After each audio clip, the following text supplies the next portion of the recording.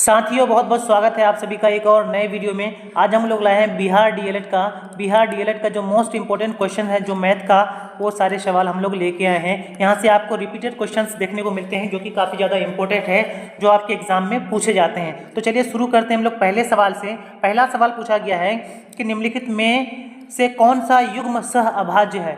सहअभाज्य, तो देखिए सहअभाज्य हम जान लेते हैं कि हम सहअभाज्य कहते हैं किसे हैं। तो देखिए संख्याओं का एक ऐसा युग्म जिसका HCF 1 हो, उसे हम सहअभाज्य कहेंगे। तो देखिए 2 और 3 का HCF कितना होगा 1, तो ये सहअभाज्य संख्याएं कहलाएंगी। तो इस तरह से हम ऑप्शन में देखें तो ऑप्शन में पहला ऑप्शन है 15 और 20, इसका HCF हो जाएगा 5। दूसरा ऑप्शन है 9 और 16, तो 9 और 16 का जो HCF होगा वो हो जाएगा 1। यहाँ पे 15 नहीं, यहाँ पे 16 होना चाहिए दोस्तों, यहाँ पे 16। तो 16 और 52 का जो HCF होगा ये हो जाएगा 16, और इसका जो HCF है जो 4 हो जाएगा। कितना हो जाएगा 4। और यहीं पे ये वाला का अगर HCF देखें तो इसका HCF कितना हो जाएगा 21 हो जाएगा। तो इस तरह से जो हमारा सही आंसर हो जाएगा वो हो जाएगा ऑप्शन ए। ऑप्शन ए इस सवाल का सही आंसर हो जाएगा। बढ़ते हैं हम लोग अगले सवाल में चलते हैं। तो अगला सवाल है कि 6 और 20 का HCF क्या होगा। HCF मांगा है, तो 6 और 20 का HCF, तो HCF क्या होता है कि हाईएस्ट कॉमन फैक्टर। इस तरह के सवाल को आपको क्या करना है कि ऑप्शन से हल करना है। तो सबसे बड़ी संख्या होनी चाहिए और जो इन दोनों संख्याओं का क्या होना चाहिए, गुणनखंड होना चाहिए। तो देखते हैं हम लोग, सबसे बड़ी संख्या 60 है, तो 60 जो है इन सब का गुणनखंड नहीं होगा। 20 जो है 20 भी दोनों का गुणनखंड नहीं होगा। अगर 6 लेते हैं हम लोग तो 6 है, तो 6 पहले वाले का गुणनखंड है लेकिन 20 का गुणनखंड नहीं है। तो वहीं इस सवाल का जो सही आंसर हो जाएगा ऑप्शन ए। ऑप्शन ए सही आंसर है। चलिए बढ़ते हैं अगले सवाल में। अगला सवाल है कि 148 तथा 124 का HCF क्या होगा। तो देखिए HCF निकालने का तरीका है कि हम लोग इसको हम ऐसे बना के भी निकाल सकते हैं। जैसे 124 को हम भाग विधि के द्वारा निकालते हैं, 148 को ऐसे हम भाग देते हैं 124 से, तो एक बार में चलेगा। तो यहाँ हो जाएगा 124, कितना बचेगा 4 बचेगा, और यहाँ 2 बचेगा तो 24। इस 24 को हम भाजक बना लेंगे और उस वाले 124 को हम क्या बना लेंगे, भाज्य बना लेंगे। तो 24 का यहाँ पे पारा पढ़ेंगे तो 24 5 है, यानी 5 बार में ये कितना आ जाएगा 120 आ जाएगा। 120 लास्ट में कितना बचा 4, तो 4 से फिर इस वाले 24 को हम क्या भाज्य बना के 4 से जो भागा देंगे, तो 4 6 के 24 कितना बार में 6 बार में कट जाता है। तो लास्ट में कितने बार से कटा, यानी कि लास्ट में कट के जो 0 आया वो कितना से हम भाग दिए 4 से, तो यही 4 जो है HCF हो जाएगा। तो इस सवाल का जो सही आंसर हो जाएगा ऑप्शन डी। चलिए अगले सवाल में चलते हैं। और अगला सवाल पूछा गया है कि बहुपद 4x² - 4x और +1 के शून्यांकों का गुणनफल क्या होगा। तो देखिए इसका हम सबसे पहले इसमें निकाल लेते हैं कि a का मान क्या होगा। तो a का मान जो होगा वो x² का गुणांक होगा जो कि है 4, b का मान होगा x का गुणांक जो कि है -4, और c का मान हो जाएगा 1। तो इसमें शून्यांकों का गुणनफल निकालने बोला है जो कि अल्फा इंटू बीटा होता है। तो अल्फा इंटू बीटा होता है c/a। तो यहाँ पे c का जो मान है वो है 1 और a का मान है 4। तो इस सवाल का जो सही आंसर हो जाएगा 1/4, जो कि ऑप्शन डी में है। ऑप्शन डी इस सवाल का सही आंसर हो जाएगा। चलिए अगले सवाल में चलते हैं। अगला सवाल में पूछा गया है कि यदि बहुपद p(x) का एक शून्यांक a है तो p(a) का मान क्या होगा। देखिए एक शून्यांक है, शून्यांक जो है x का मान होता है, तो x का मान अगर a है तो p(a) का मान क्या होगा। तो p(a), देखिए अगर शून्यांक a है इसका मतलब a का मान रखने से कितना आना चाहिए, 0 आना चाहिए p(x) का मान, तो 0 आएगा। यानी इस सवाल का जो सही आंसर हो जाएगा डी, ऑप्शन डी। चलिए अगले सवाल में चलते हैं। अगला सवाल 6 नंबर में पूछा गया है, यदि बहुपद x² - 5x + k का एक शून्यांक 2 है तो k का मान निकालना है। एक शून्यांक यानी x का मान 2 दिया हुआ है तो हमें k का मान निकालना है। तो जहां भी x दिख रहा है इस समीकरण में x² - 5x + k बराबर 0, क्योंकि शून्यांक है दिया हुआ है तो बराबर 0 होगा। तो जहां भी x है वहां पे हम 2 रखेंगे, तो यहाँ पे रखेंगे 2 का स्क्वायर माइनस 5 गुना 2 और प्लस k बराबर हो जाएगा 0। तो 2 का स्क्वायर हो जाएगा 4 और -5 दूनी कितना हो जाएगा 10 और प्लस k बराबर हो जाएगा 0। तो जब इधर इसको माइनस करेंगे तो हो जाएगा -6 + k बराबर 0, और k का जो माना जाएगा वो हो जाएगा +6, यानी 6 इस सवाल का सही आंसर हो जाएगा, जो कि ऑप्शन बी में है। यानी ऑप्शन बी इस सवाल का सही आंसर हो जाएगा। चलिए अगले सवाल में चलते हैं। अगला सवाल पूछा गया है कि दिए गए आंकड़ों में 6 6 9 8 x 6 3 4 8 का बहुलक अगर 6 है तो x का मान संभव नहीं है, यानी x का क्या मान संभव नहीं होगा। तो बहुलक हम सबको पता है कि बहुलक जो होता है, जो संख्या सबसे ज़्यादा बार आती है वो बहुलक होता है। सबसे ज़्यादा बार आने वाली संख्या को हम लोग बहुलक कहते हैं। तो यहाँ पे अगर हम देखें तो यहाँ पे 6 जो है वो बहुत बार आया है, तो यहाँ का जो बहुलक है वो 6 हो जाएगा। लेकिन x का मान कौन सा संभव नहीं है, अगर 6 को बहुलक रखना है तो कौन सा मान संभव नहीं है। तो जैसा कि आप देख सकते हैं कि 8 जो है एक बार आया है और 8 जो है यहाँ पे दूसरी बार आया है, और 8 को अगर हम एक बार और लिख लेंगे तो यहाँ पे बहुलक जो है वो हमारा 6 भी हो जाएगा, 8 भी हो जाएगा, जो कि संभव नहीं है। तो इस सवाल का सही आंसर है कि 8, यानी ऑप्शन ए, यानी 8 संभव नहीं है x का मान।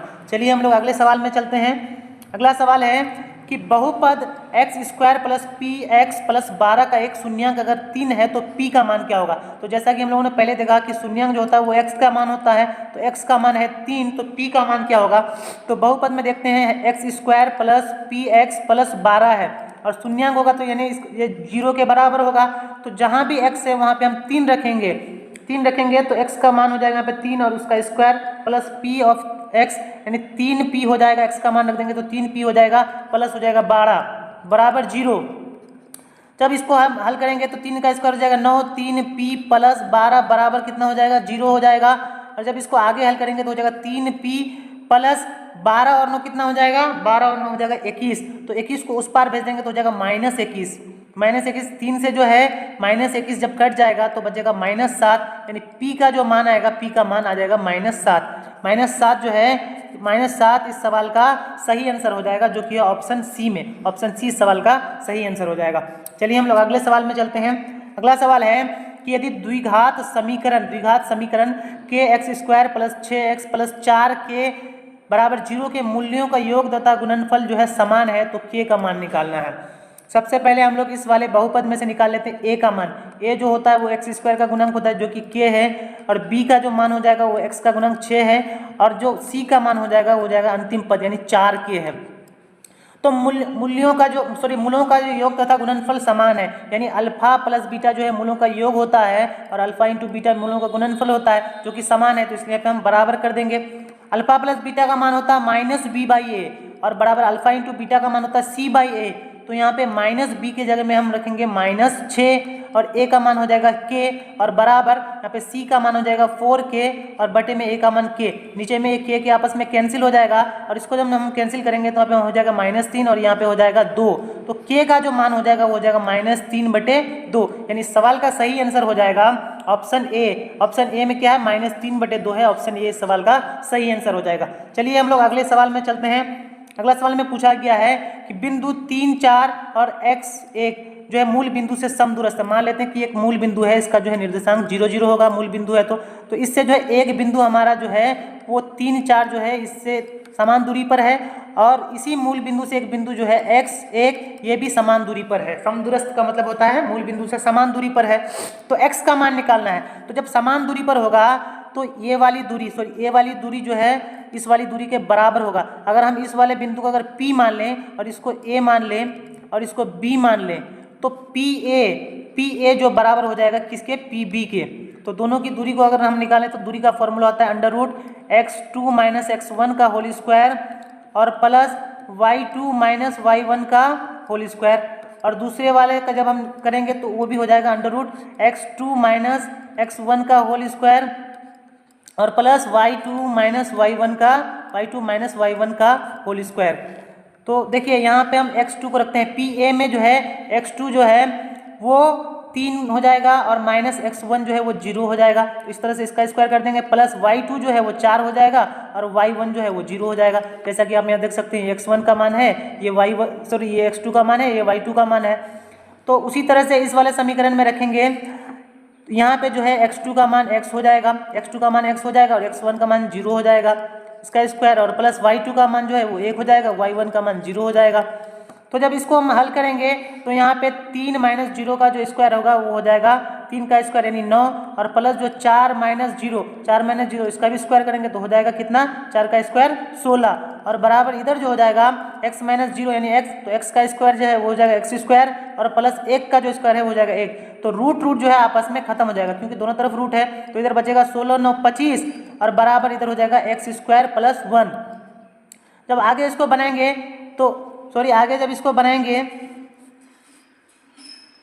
तो यहाँ पे क्या हो जाएगा, आगे जब इसको बनाएंगे तो 25 जो है वो एक इधर आके माइनस हो जाएगा, बराबर उधर बचेगा एक्स स्क्वायर, तो इधर हो जाएगा 24 बराबर एक्स स्क्वायर, और एक्स स्क्वायर को जब हम एक्स कर देंगे तो अंडर रूट हो जाएगा 24, अंडर रूट 24, वो भी प्लस माइनस क्या हो जाएगा, प्लस माइनस अंडर रूट 24, 24 का जो वर्गमूल हो जाएगा वो हो जाएगा 6 चौके 24, यानी 4 का जो वर्गमूल हो जाएगा 2, और यहाँ पे 6 जो है अंडर रूट में बच जाएगा, तो प्लस माइनस 2√6 सवाल का सही आंसर हो जाएगा, जो कि हमारा ऑप्शन बी में है। ऑप्शन बी सवाल का सही आंसर हो जाएगा।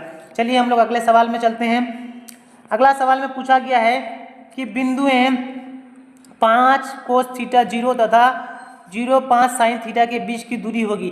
तो जब दो बिंदु दिया हुआ रहेगा तो उसमें जो पहला जो होगा ये x1 का मान होगा, और ये जो y1 का मान होगा, ये x2 का मान होगा और ये y2 का मान होगा। तो दोनों के बीच की दूरी निकालना है, तो दूरी का फॉर्मूला होता है under root x2 minus x1 का होल स्क्वायर और प्लस y2 माइनस y1 का होल स्क्वायर।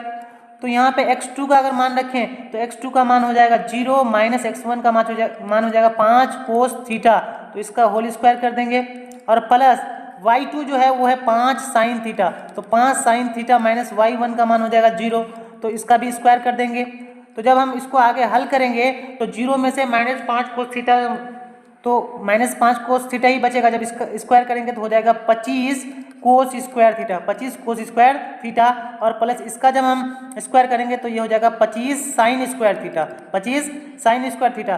दोनों में अगर 25 कॉमन कर लेते हैं तो 25 कॉमन आ जाएगा, और cos square theta plus sine square theta बचेगा, cos square theta plus sine square theta. तो यहाँ पे हो जाएगा अंडर रूट 25 और cos square theta plus sine square theta का मान हो जाएगा 1, तो यहाँ पे अंडर रूट हो जाएगा 25, और 25 का वर्गमूल कितना हो जाएगा 5, यानी इस सवाल का जो सही आंसर हो जाएगा 5, जो कि ऑप्शन ए सवाल का सही आंसर हो जाएगा।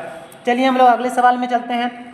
अगला सवाल है कि थेल्स के सबसे प्रसिद्ध शिष्य कौन थे? तो ये हो जाएंगे पाइथागोरस। पाइथागोरस जो है थेल्स के सबसे प्रसिद्ध शिष्य थे। तो चलिए अगले सवाल में चलते हैं। अगला सवाल है कि यदि एक जीवा वृत्त के केंद्र पर, देखिए एक वृत्त हम लोग बना लेते हैं, एक जीवा जो है वृत्त के केंद्र पर जो है, देखिए वृत्त का यहाँ पे केंद्र है, तो वृत्त के केंद्र पर 60 डिग्री का कोण बनाती है। सबसे पहले एक जीवा खींच लेते हैं, तो एक जीवा जो है वृत्त के केंद्र के साथ कितना डिग्री का कोण बनाती है? 60 डिग्री का कोण बनाती है। तो बोला है कि ए तथा बी स्पर्श रेखाओं के बीच का कोण होगा। तो मान लेते हैं कि इसमें 2 स्पर्श रेखाएं खींचा गया, एक ऐसे और एक जो है इधर से स्पर्श रेखा खींचा गया है बी, ठीक है। यहाँ पे ए स्पर्श रेखा खींचा गया और यहाँ पे बी स्पर्श रेखा खींचा गया। तो बोला इन रेखाओं के बीच का जो कोण है वो क्या बनेगा, यानी ये वाला कोण।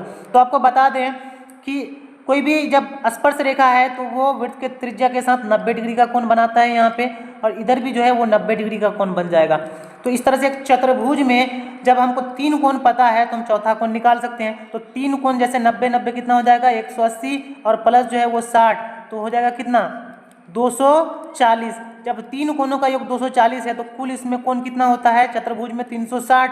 तो जब 240 को माइनस कर लेंगे 360 में से तो बचेगा 120, यानी ये वाला कोण होगा 120 हो जाएगा, यानी हमारा ऑप्शन डी सवाल का सही आंसर हो जाएगा। चलिए हम लोग अगले सवाल में चलते हैं। अगला सवाल में पूछा गया है कि यदि त्रिभुज ए बी सी और पी क्यू आर जो है इसका जो एरिया है, एरिया यानी ए बी सी का क्षेत्रफल और पी क्यू आर का क्षेत्रफल जो है उसका अनुपात 121 बटे कितना है 169।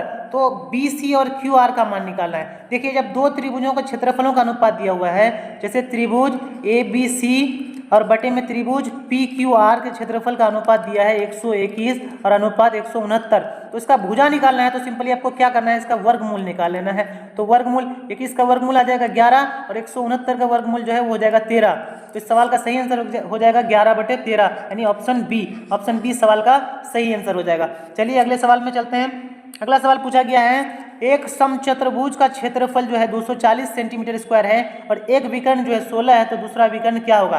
तो आपको बता दें कि समचतुर्भुज के क्षेत्रफल का जो फॉर्मूला होता है वो होता है 1/2 इंटू पहला विकर्ण यानी विकर्णों का गुणनफल और बराबर हो जाएगा हमारा कितना 240 हमको दिया हुआ है। तो 101/2 और गुना विकर्ण, पहला विकर्ण हमको 16 दिया गया है, दूसरा विकर्ण को हम x मान लेते हैं, तो बराबर हो जाएगा 240। जब इस 2 से हम 16 को जब कैंसिल कर देंगे तो यहाँ पे बचेगा 8, तो हो जाएगा 8x बराबर 240। x का मान निकालना है तो 8 से जो है 240 को भाग दे देंगे, तो 8 तिया 24, तो x का जो मान हो जाएगा वो हो जाएगा 30, यानी जो दूसरा विकर्ण हो जाएगा वो हो जाएगा 30। ऑप्शन सी इस सवाल का सही आंसर हो जाएगा। चलिए अगले सवाल में चलते हैं। अगला सवाल में बोला गया है कि एक घन के सभी 6 फलक होते हैं। तो घन आपको भी पता होगा कि इस तरह की आकृति जो होती है, इस तरह की आकृति जिसका जो है चारों, सॉरी यहाँ पे घनाभ की तरह बन गया है हालांकि, लेकिन घन जो है उसका चारों भुजा क्या होता है, बराबर होता है, चारों भुजा बराबर होता है, तो ये घन कहते हैं। तो घन का जो सभी फलक होगा वो क्या हो जाएगा, समान हो जाएगा, सारा फलक जो है समान हो जाएगा। फलक बोलते हैं एक साइड को फलक बोलते हैं, दूसरा साइड ये, तीसरा साइड ये, चौथा साइड उस साइड से, ऊपर से नीचे से, इस तरह से जो है 6 फलक होते हैं और 6 जो फलक हैं वो समान होंगे। तो सवाल का सही आंसर हो जाएगा ऑप्शन ए। चलिए अगले सवाल में चलते हैं। अगला सवाल है कि नीचे चित्र को देखकर निम्नलिखित सवालों में गलत को चुने। तो चलिए हम लोग ऑप्शन में चलते हैं। ऑप्शन में यहाँ पे बोला गया है कि कोण 3 और कोण 7 जो है संगत कोण है।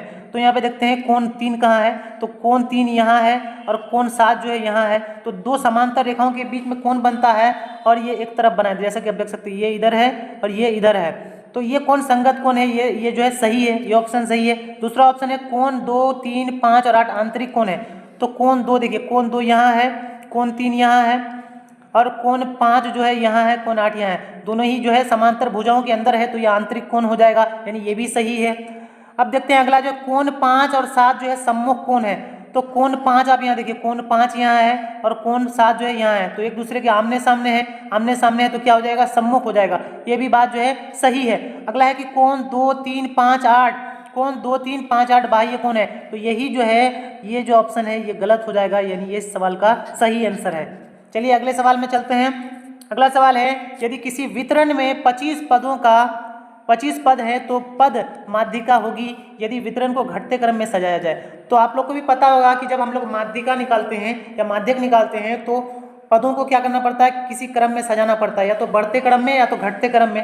तो यहाँ पे हमें 25 पद दिया गया है जो कि n का मान होता है, यानी पदों की संख्या को हम n से डिनोट करते हैं। और जब n का मान विषम होता है, जब पद विषम होते हैं तो हम क्या करते हैं, माध्यिका निकालने का फॉर्मूला होता है n+1/2वां पद, n+1/2वां पद। तो n का मान है 25, 25 + 1/2 वां पद हो जाएगा यहाँ पे। तो 25 + 1 कितना हो जाएगा, 26, और 26/2 मतलब उसका आधा 13, तो 13वां पद जो है माध्यिका हो जाएगा, यानी ऑप्शन ए इस सवाल का सही आंसर हो जाएगा, ऑप्शन ए। चलिए अगले सवाल में चलते हैं।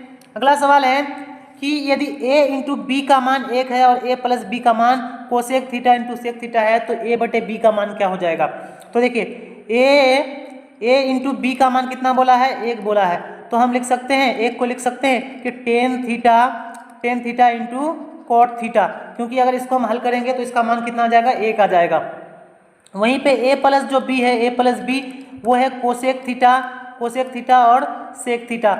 इसको हम लिख सकते हैं सेक थीटा को कि 1/1 साइन थीटा, क्योंकि ये जो है कोसेक जो है साइन का उल्टा होता है, और इसको लिख सकते हैं 1 कोस थीटा। जब हम इसको आगे हल करेंगे तो साइन थीटा और कोस थीटा को हम गुना कर देंगे और ऊपर में जो 1 बचेगा, 1 को लिख सकते हैं sin² थीटा + cos² थीटा। इस तरह से अब जो है आगे इसको हम हल करते हैं तो sin² थीटा + cos² थीटा बटे sin थीटा × cos थीटा है, इसको हम अलग अलग कर लेते हैं। तो अलग अलग जब कर लेंगे तो sin² थीटा बटे में क्या हो जाएगा, sin थीटा × cos थीटा, और प्लस यहाँ पे cos² थीटा बटे में sin थीटा × cos थीटा। तो देखिए यहाँ पे sin स्क्वायर खत्म हो जाएगा, sin खत्म हो जाएगा, यहाँ cos का स्क्वायर खत्म हो जाएगा और cos खत्म हो जाएगा, तो बचेगा क्या, sin थीटा बटे cos थीटा, जो कि हो जाएगा टेन थीटा और प्लस cos थीटा बटे sin थीटा, ये हो जाएगा cot थीटा। तो ठीक है, तो a + b का मान आ गया हमारा इतना, a + b का मान इतना आ गया और a × b का मान जो इतना आ गया। तो आप देख सकते हैं a का जो मान आ रहा है, वो आ रहा है क्या, टेन थीटा, और जो b का मान आ रहा है, b का मान आ रहा है कोट थीटा। तो हमको निकालने बोला है a/b का मान, तो a/b का मान अगर हम निकालेंगे तो वो हो जाएगा कितना, टेन थीटा बटे में कितना आ जाएगा, कोट थीटा, टेन थीटा बटे में कोट थीटा। जब इसको हम आगे हल करते हैं तो इसका जो आंसर हो जाता है वो कितना हो जाता है, ऑप्शन ए इस सवाल का जो है सही आंसर हो जाएगा, ऑप्शन ए। बढ़ते हैं अंतिम सवाल जो है हमारे इस सेशन का अंतिम सवाल है। इसमें पूछा है कोस 0 डिग्री प्लस √2 सेक 45 डिग्री माइनस √2 tan 30 डिग्री का मान कितना होगा। तो हम इस सब का मान बैठा देते हैं। आपको पता होगा कि कोस 0 डिग्री का जो मान होता है वो होता है 1 और प्लस √2 इंटू सेक 45 डिग्री का मान। देखिए सेक साइन का कोस का उल्टा होता है सेक, और कोस 45 का मान होता है 1/√2, तो इसका जो सेक 45 का हो जाएगा √2 और माइनस √3 इंटू tan 30 डिग्री का मान बोला। tan 30 डिग्री का मान होता है 1/√3। ये √3 आपस में कैंसिल हो जाएगा, तो बचेगा 1 प्लस और √2 जब गुना करेंगे तो हो जाएगा 2 और यहाँ पे बचेगा -1। तो -1 और ये +1 आपस में कैंसिल हो जाएगा तो बचेगा 2, यानी इस सवाल का सही आंसर हो जाएगा ऑप्शन सी। तो इस तरह से हमारे जो 20 सवाल यहाँ पे पूरे होते हैं। और भी हम लोग जो वीडियोस इस चैनल पर अपलोड कर दिए हैं, आप उनको भी देख सकते हैं। और हमारे चैनल के साथ आप जुड़ जाइए। वीडियो अगर पसंद आई तो वीडियो को लाइक कर दीजिए। मिलते हैं अगले